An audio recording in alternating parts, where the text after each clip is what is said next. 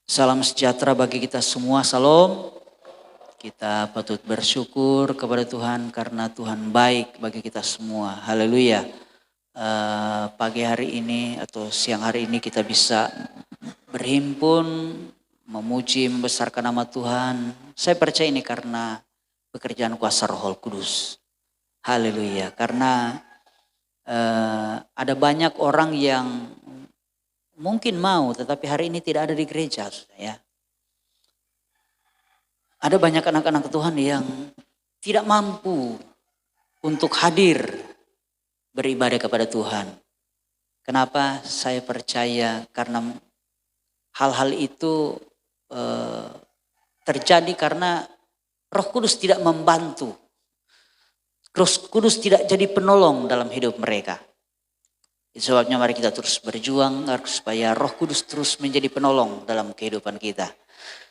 Karena saya selalu bilang bahwa Roh Kudus itu dia adalah roh yang lemah lembut.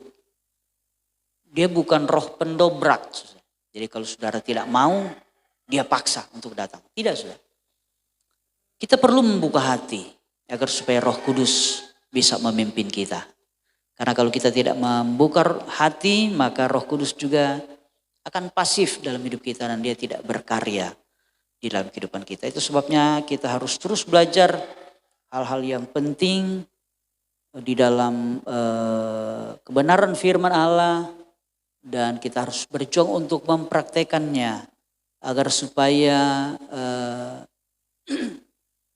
kita boleh terus melihat karya-karya Roh Kudus di dalam kehidupan kita. Karena kita harus percaya bahwa Roh Kudus itu adalah Allah.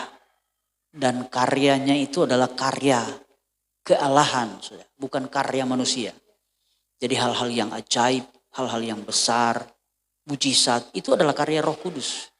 Kalau engkau pengen mengalami hal-hal itu, engkau harus berjuang agar supaya Roh Kudus benar-benar berkarya dalam hidupmu.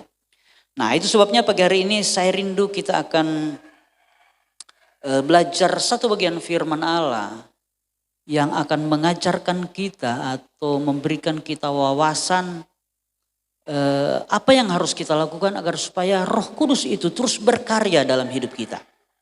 Ya.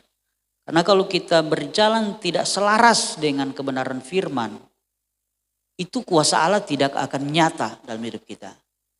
Karena firman Allah itu adalah kalau di senjata, saudara, kalau di senjata itu firman Tuhan itu pelatuk. Saudara tahu ya pelatuk ya, yang ditarik begini. Pas tarik baru pelurunya meledak dan pergi menuju sasaran, mencapai sasaran. Menuju tujuan ya, sasaran. Nah, peluru itu Roh Kudus. Roh Kudus, karena Roh Kudus itu digambarkan seperti dinamit. Dinamos, power Roh Kudus, kuasa Roh Kudus itu seperti dinamit yang bisa meledak. Jadi kalau di senjata itu, peluru itu gambaran Roh Kudus. Pelatuk itu firman Tuhan. Peluru itu tidak akan meledak dan pergi kalau pelatuknya tidak ditarik. Tapi biar pelatuk ditarik, tetapi kalau tidak ada pelurunya, tidak juga akan mencapai sasaran.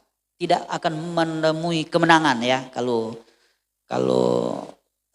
peluru itu digunakan untuk bertempur, berperang.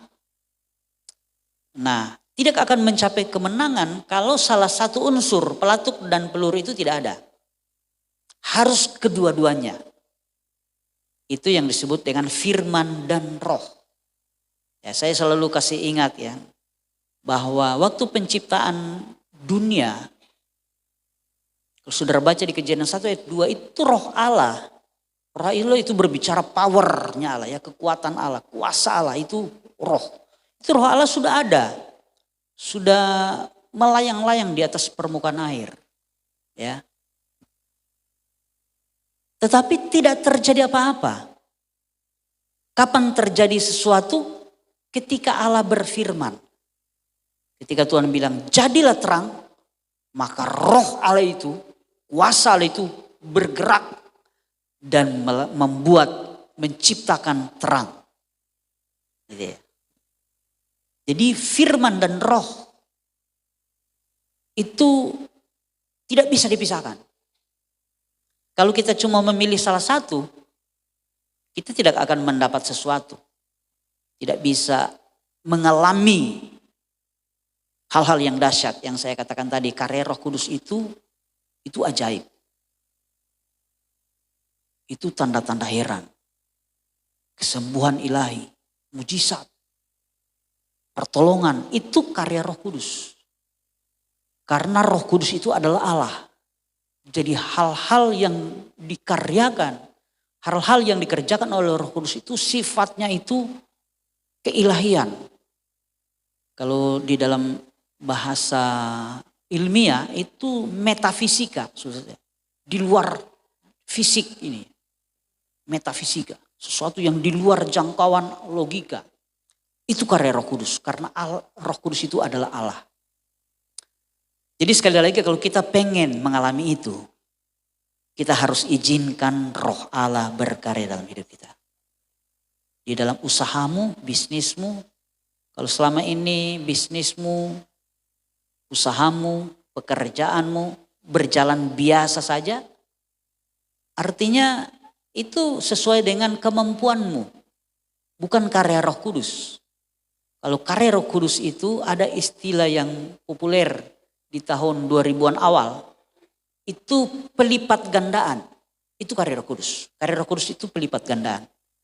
Kalau normal itu 1 jadi 2, jadi 3, jadi 4, jadi 5, jadi 6.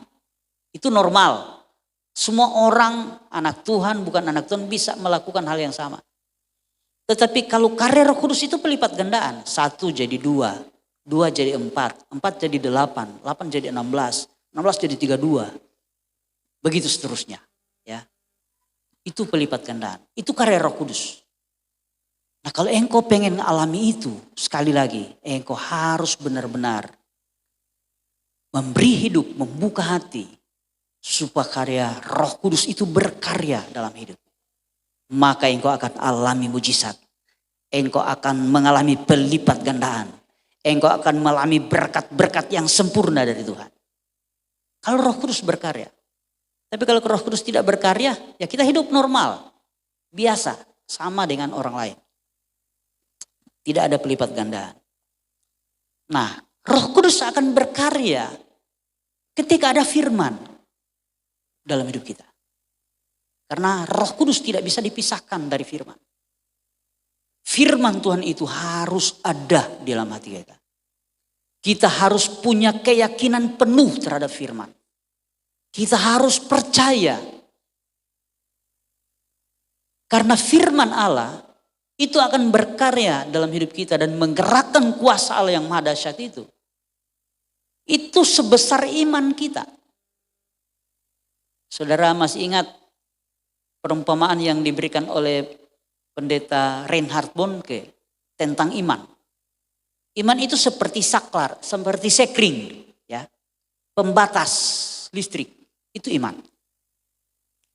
Di pembangkit listrik sana itu punya kemampuan 1 megawatt yang disalurkan lewat kabel, ya. Tetapi akan masuk di rumah, di gereja ini, itu sebesar sekring.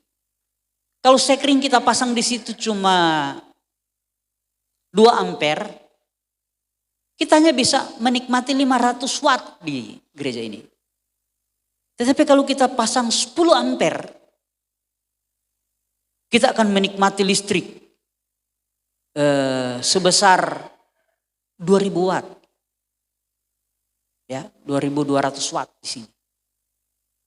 Bukan karena pembangkitnya lemah, bukan. Sampai kita hanya bisa menikmati 500 watt. Bukan karena di sana cuma 500 watt kok itu PLNP pembangkit. Tidak. Di sana ada 1 megawatt. Tapi yang kita nikmati hanya sebesar pembatas itu. Itu iman. Tuhan kita, Roh Kudus itu punya kekuatan berjuta-juta megawatt.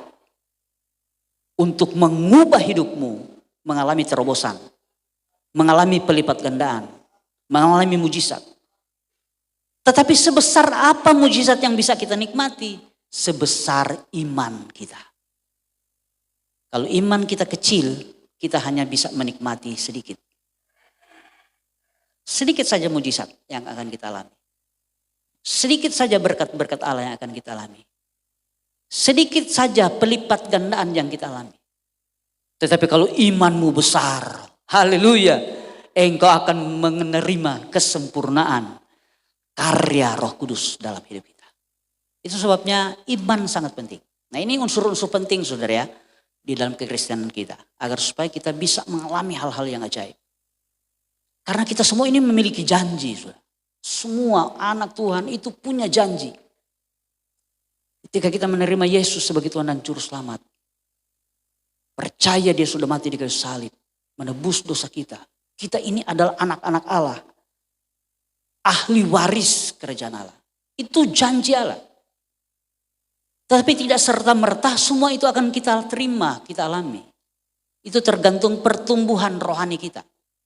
Kedewasaan rohani. Dan itu ditentukan oleh iman kita masing-masing. Iman itu bukan hanya percaya di mulut. Iman itu harus disertai dengan perbuatan. Iman itu harus ada tindakan. Iman tanpa perbuatan, kata firman Allah itu nol. Tidak berarti. Harus ada tindakan. Nah kalau engkau percaya, saya percaya sikap hidupmu berbeda. Kalau engkau percaya Yesus, engkau akan menghormati Tuhan. Di dalam ibadah kelihatan sikapmu untuk menghormati Tuhan. Kelihatan sungguh-sungguhmu ketika engkau mengangkat tangan memuji Tuhan.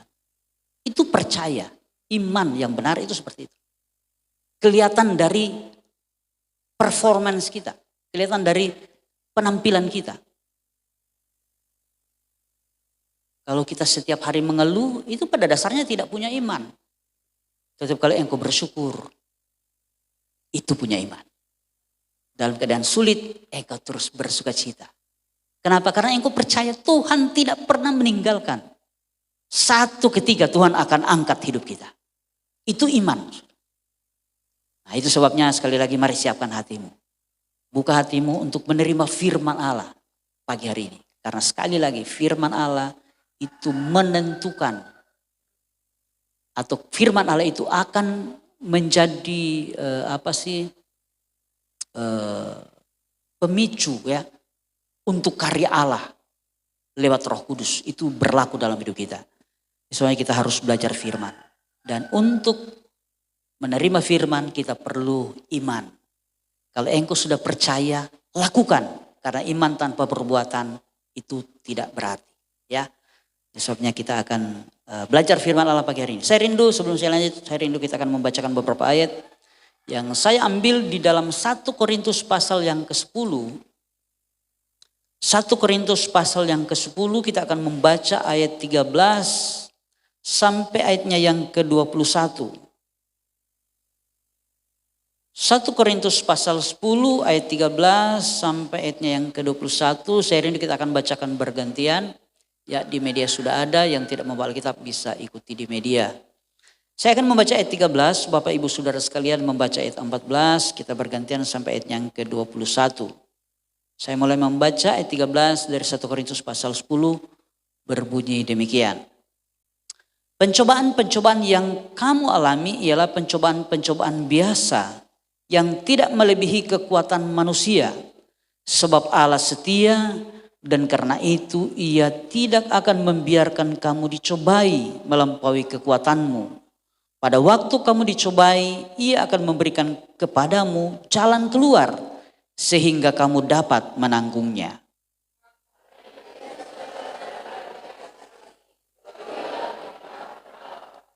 Aku berbicara kepadamu sebagai orang-orang yang bijaksana, pertimbangkanlah sendiri apa yang aku katakan.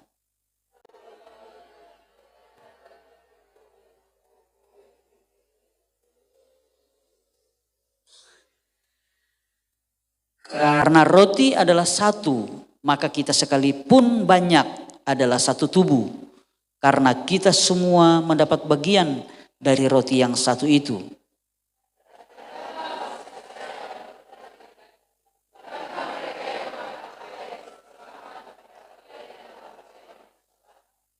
Apakah yang kumaksudkan dengan perkataan itu, bahwa persembahan berhala adalah sesuatu, atau bahwa berhala adalah sesuatu?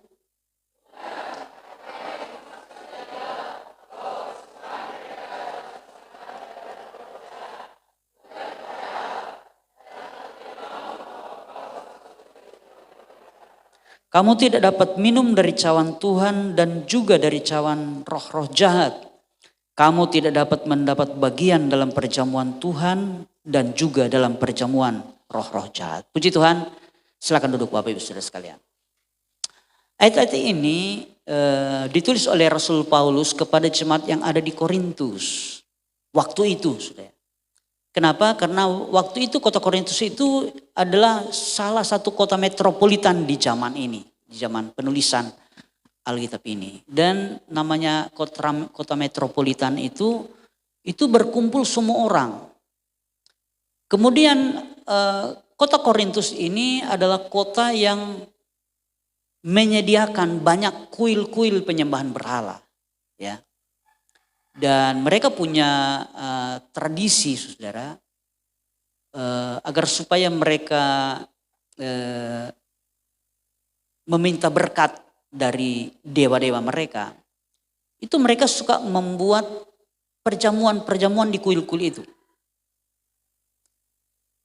Jadi mereka makan daging, makan segala macam, minum anggur, ya, dan lain-lain itu di kuil.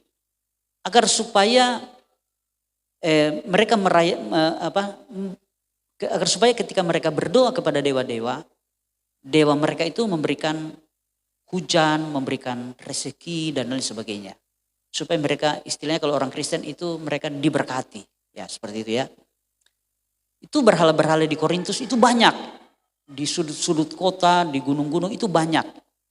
Kuil-kuil seperti itu disiapkan oleh siapa saja yang ingin berdoa, menyembah kepada berhala, itu di sana tersedia. Nah, ketika jemaat yang dilayani oleh Paulus itu terbentuk di kota Korintus,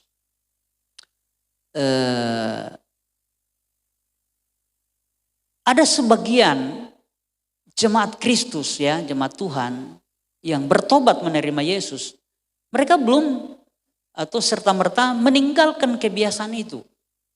Bahwa mereka mengharapkan keberuntungan, rezeki itu dari kuil-kuil itu.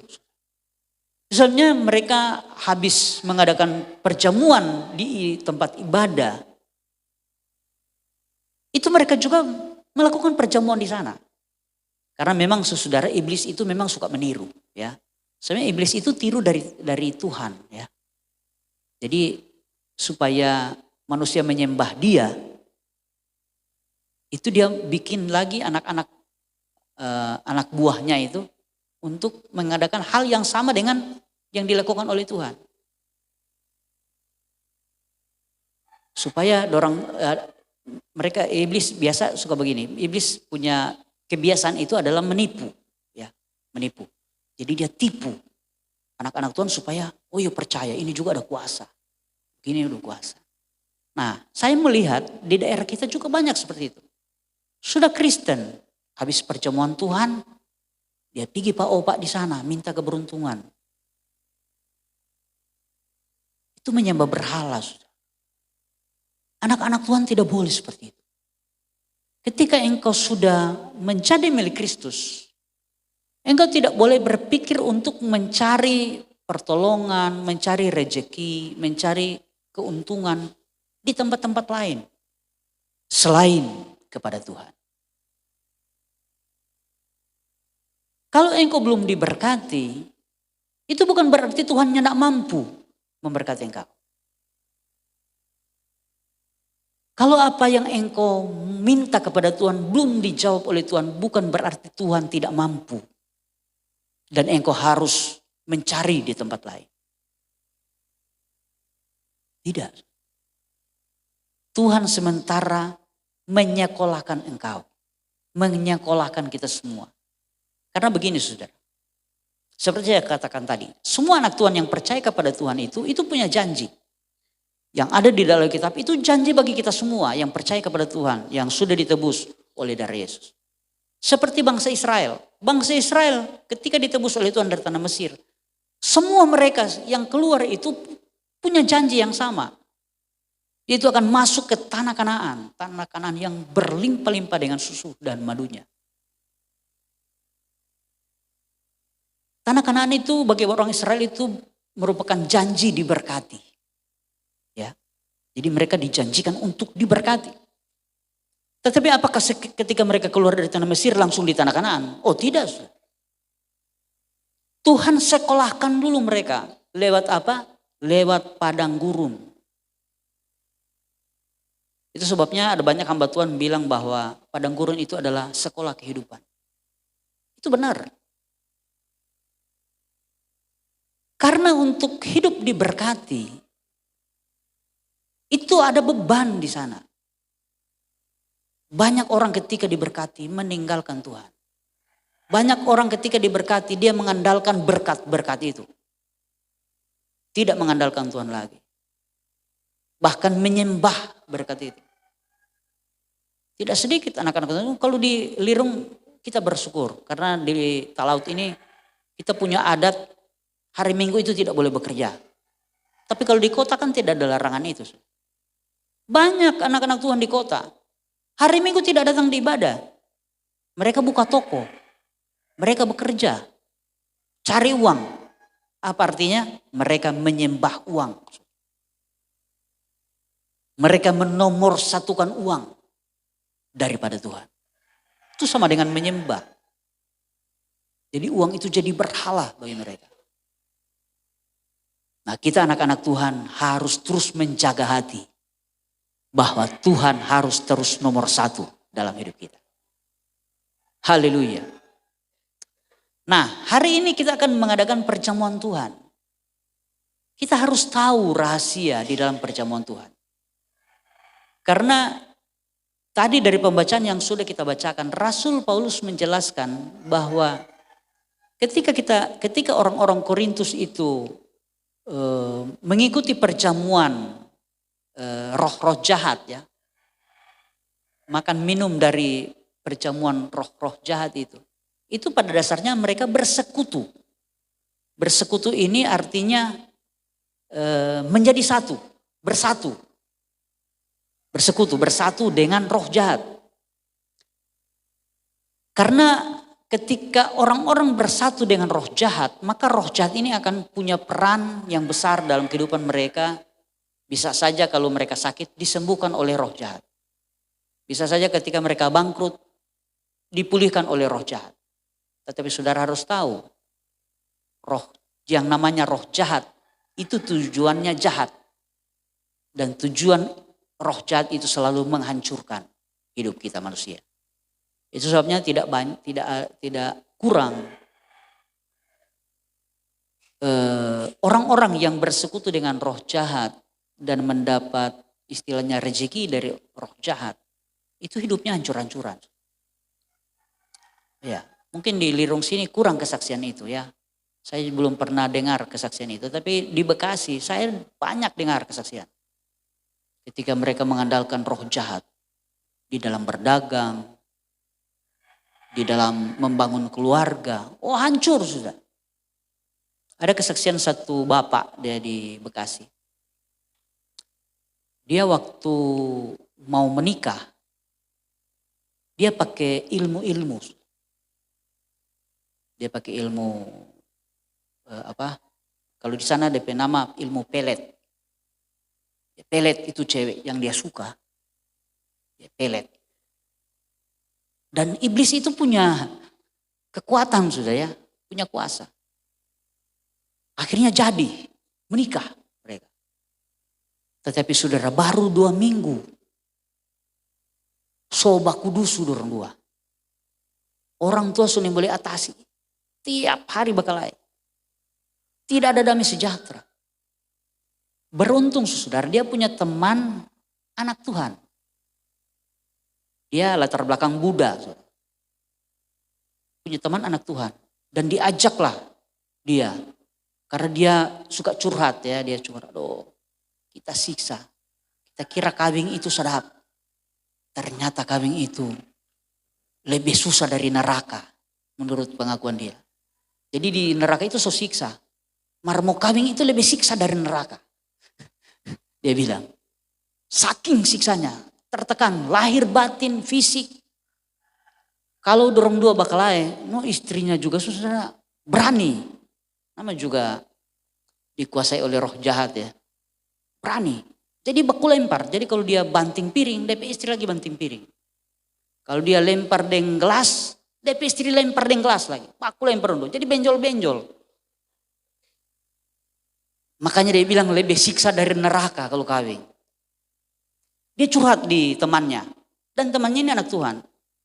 Kemudian temannya bilang, datang kok di SPK. Kalau di Bekasi ada namanya SPK. Itu sama dengan di sini dulu 3M.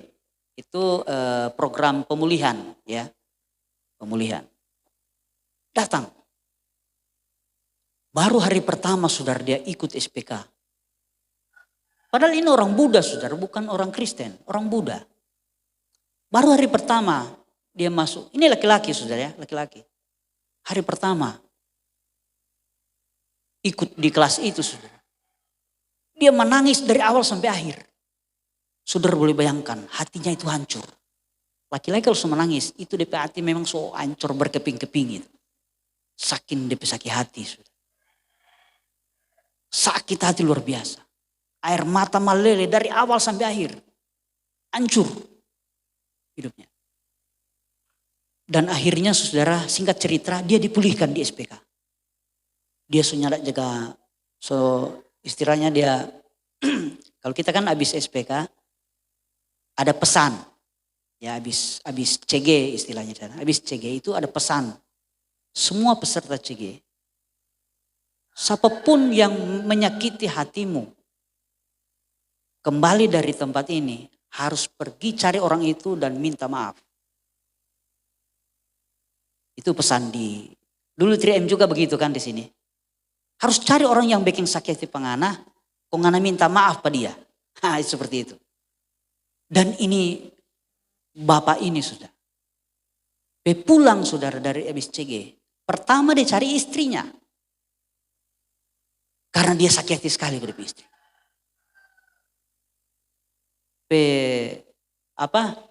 Dia minta maaf pada istri, dia peluk DP kaki, dia menangis.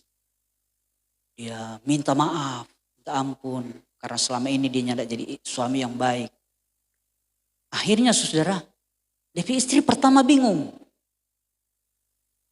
DP istri tidak bereaksi. Ini menurut kesaksian dia, tidak bereaksi istrinya.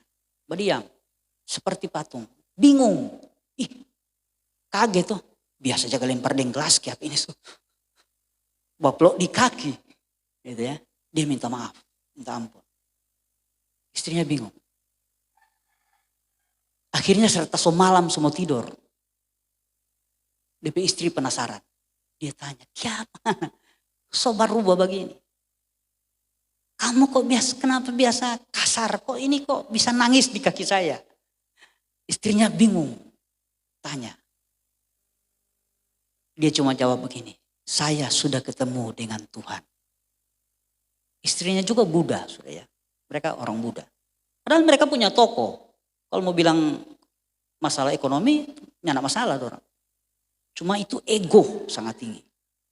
Karena cari dengan roh jahat. Jadi roh jahat baku iko sudah. Nama juga ada pakai pelet sudah. Jadi roh jahat baku iko, bikin hancur. Jadi roh jahat itu tujuannya untuk menghancurkan kita sudah. Jadi kalau ada saudara yang masih suka percaya-percaya begitu, saya mau bilang begini, siap-siap engkau akan dihancurkan oleh kuasa jahat. Roh jahat itu tujuannya cuma menghancurkan. Keluarga ini hancur, untung ketemu Tuhan. Dan yang luar biasa saudara, mulai dari situ keluarga ini berubah. Dan SPK berikutnya, angkatan berikut, istrinya ikut. Dan sekarang jadi anak Tuhan yang setia. Hanya persekutuan dengan Tuhan yang bisa mengubah hidup kita. Persekutuan dengan roh jahat itu akan menghancurkan hidup kita. Itu sebabnya Rasul Paulus bilang, anak-anak Tuhan tidak boleh bersekutu dengan Tuhan kemudian bersekutu dengan roh jahat. Karena Tuhan kita adalah Tuhan pencemburu.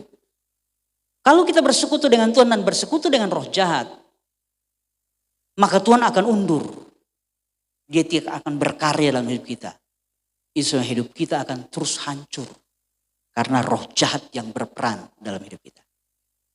Sebabnya anak-anak Tuhan harus berjuang untuk tinggalkan semua kepercayaan-kepercayaan yang di luar percaya kepada Tuhan.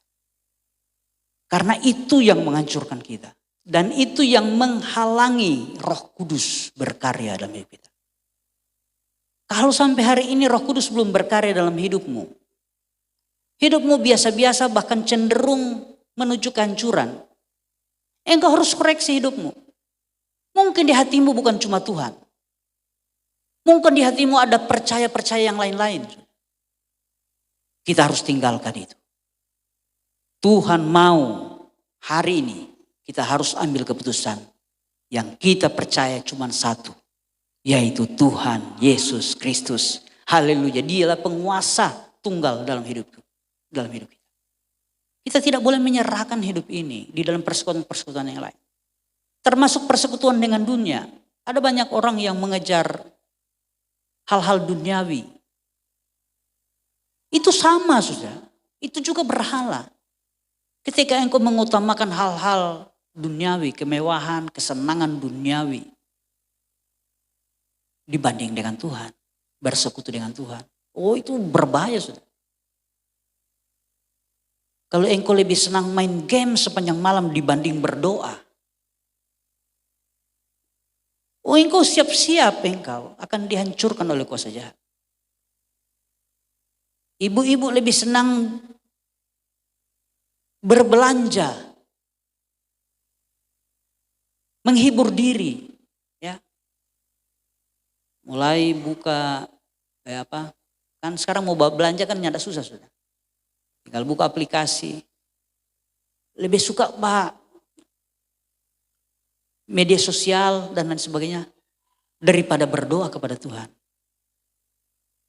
Yang paling parah lagi, menyembah Tuhan, Marta bayang-bayang tuh. Hati-hati saudara, Roh Kudus tidak akan berkarya dalam hidupmu. Kita harus bersekutu dengan Tuhan. Itu hal yang utama. Tuhan harus lebih utama dari semuanya. Haleluya. Dan saudara, saya mau bilang begini. Perjamuan Tuhan ini, itu mengandung rahasia yang besar di dalam persekutuan dengan Tuhan. Kalau kita mengikuti perjamuan Tuhan, kita harus percaya Tuhan bersekutu dengan kita. Kenapa? Tubuh dan darahnya masuk dalam tubuh kita. Itu adalah tanda persekutuan yang erat. Itu sebabnya saudara, kalau Tuhan sudah bersekutu dengan engkau, jangan izinkan hidupmu bersekutu dengan persekutuan yang lain. Engkau harus batasi semuanya. Tidak boleh percaya dengan hal-hal yang lain selain firman Allah. Saya percaya ketika engkau percaya pada firman, ketika engkau punya persekutuan dengan Tuhan. Oh haleluya. Karya Roh Kudus itu tidak perlu diragukan. Roh Kudus itu hebat, dia ajaib, tidak ada yang mustahil bagi dia. Dia akan melakukan karya-karya yang besar. Sekali lagi seperti yang saya katakan tadi. Kalau Roh Kudus berkarya, itu terjadi pelipat gandaan. Terjadi terobosan dalam hidup kita. Tidak stuck. Bukan pertumbuhan normal, tidak. Pelipat gandaan. Nah seringkali kita sulit mengalami karena kita masih ada persekutuan dengan dunia, dengan roh jahat dan lain sebagainya. Itu sebabnya khususnya bagi anak-anak muda harus menjaga pergaulan. Karena pergaulan itu akan menyeret kita kepada kehidupan bersenang-senang secara duniawi. Tapi bukan cuma anak-anak muda, banyak juga ibu-ibu suka begitu. Kita harus menghindari hal itu. Kita harus berjuang untuk melakukan hal-hal yang menyenangkan Tuhan. Ya, hidup seturut firman Allah. Saya percaya Tuhan pasti akan menolong dan memberkati kita sekalian. Jadi sekali lagi, Tuhan Allah kita itu adalah Allah yang pencemburu. Kalau kita sudah bersekutu dengan Dia, jangan coba-coba bersekutu dengan dunia, dengan roh-roh jahat. Jangan. Tuhan akan vakum dalam hidup. Dia tidak akan melakukan apa-apa. Dan yang rugi kita. Karena kita akan hidup biasa-biasa saja. Bahkan kalau roh jahat berkarya, hidup kita pasti hancur. Rumah tangga bisa hancur. Ya, karya semua bisa hancur. Dan begini saudara, sebenarnya manusia itu secara esensi, manusia itu semua pengen bahagia.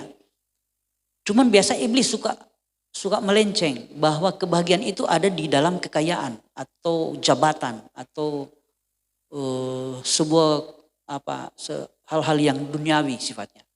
Padahal sebenarnya tidak. Kebahagiaan itu tidak ada di sana. Kebahagiaan itu tergantung di hati kita yang penuh dengan sukacita dan damai sejahtera. Kalau hati kita penuh sukacita dan damai sejahtera, biar semua tidak ada sudah. Biar nggak punya uang, nggak punya jabatan, mungkin kita tidur di pinggir jalan. Tapi kalau sukacita dan damai sejahtera itu ada sudah. Itulah kebahagiaan. Itu sebabnya banyak orang yang punya banyak uang, mereka iri kepada orang-orang yang tidak punya uang. Karena mereka melihat orang yang tidak punya uang lebih bahagia dari mereka. Cuman iblis memelintir. Itu sifat iblis itu suka menipu. Dia tipu. Itu sebabnya kita anak-anak Tuhan harus berjuang untuk menikmati damai sejahtera dari Tuhan. Haleluya. Ada iblis suka tipu begini. Oh kalau cantik, langsing. Oh bisa membahagiakan suami. Tidak sudah. Biar cantik, langsing. Kong cerewet. Tukang bebek habis doi. Suami pusing sudah. Biar lagi gode, hidung pesek, rambut keriting, hitam. Umpamanya ya. Tapi dia baik sekali sudah. Oh suaminya itu berbahagia, sukacita. Itu soalnya Amsal Sulaiman sudah baca di Amsal Sulaiman. Kecantikan itu, kemuliaan itu penipu. Jadi jangan berusaha menghabiskan uangmu supaya cantik. Kalau punya uang no problem. Mar kalau nyanda uang kok kurang mau bawa utang lantaran mau beli badak ini. Mau beli lipstik warna ini. Mau beli parfum ini, beli baju ini, mau beli produk ini supaya langsing. Kong bawa utang.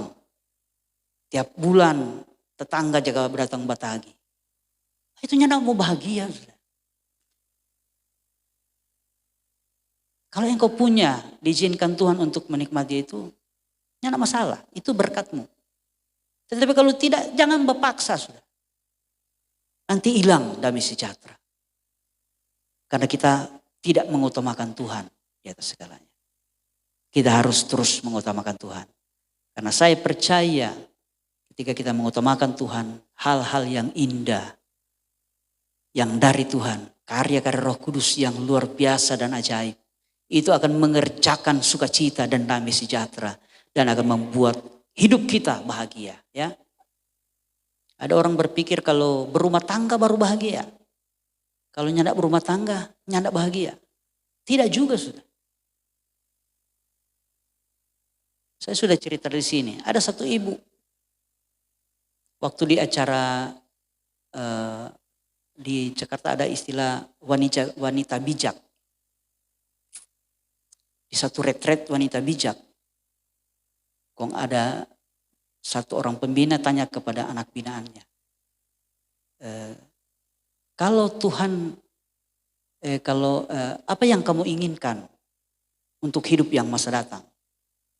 Satu ibu bilang begini, kalau saya Tuhan izinkan hidup, maksudnya dilahirkan kembali. Ini ibu ini, orang kan latar belakang orang-orang Buddha begitu kan, orang percaya itu reinkarnasi. Kemudian ibu bilang begini, mari dia bertobat sudah jadi anak Tuhan. Dia bilang begini, kalau saya diizinkan untuk dilahirkan kembali, saya tidak akan menikah dengan suami saya. Kenapa? Karena dia rasa di neraka sudah. Sekali lagi, kebahagiaan itu bukan karena menikah atau tidak menikah, punya keluarga atau tidak punya keluarga. Kebahagiaan itu hanya ada ketika punya damai sejahtera di dalam hidup kita. Dan kita anak-anak Tuhan bersyukur karena Tuhan memberikan damai sejahteranya bagi kita. Tuhan Yesus bilang, damai sejahteraku aku tinggalkan kepada kamu. Dan damai sejahteraku itu tidak sama dengan damai sejahtera yang diberikan oleh dunia. Karena damai sejahtera dari Tuhan itu sifatnya kekal. Artinya ketika kita menerima damai sejahtera Tuhan, kita akan bahagia itu kekal. Bukan cuma 1-2 tahun, tetapi kekal. Haleluya. Saya bersyukur karena saya mengenal Yesus. Itu sebabnya saya mengalami yang namanya bahagia itu, waduh, luar biasa di dalam Tuhan. Tuhan itu sungguh baik. Itu sebabnya mari kita terus berjuang untuk bersekutu dengan Tuhan. Sekali lagi ketika engkau mengikuti perjamuan Tuhan hari ini, mari engkau harus punya keyakinan dalam hidupmu bahwa engkau bersekutu dengan Tuhan. Dan kalau Tuhan sudah bersekutu dengan hidupmu, jangan coba-coba bersekutu dengan dunia. Jangan coba-coba bersekutu dengan roh jahat. Karena ketika kita bersekutu dengan roh jahat, kita bersekutu dengan dunia, Tuhan akan tinggalkan kita. Artinya Roh Kudus tidak akan berkarya dalam hidup kita. Dan hidup kita akan menjadi hidup yang sia-sia. Hidup yang biasa-biasa saja. Soalnya mari sekali lagi ketika engkau menerima perjamuan Tuhan. Engkau bersekutu dengan Tuhan. Engkau harus tinggalkan semua hal-hal. Persekutuan di luar dengan persekutuan dengan Tuhan. Itu harus kita tinggalkan. Jauhkan dari pikiran. Dari hatimu. Dan engkau harus berjuang. Hanya persekutuan dengan Tuhanlah yang harus kita pertahankan dalam hidup kita.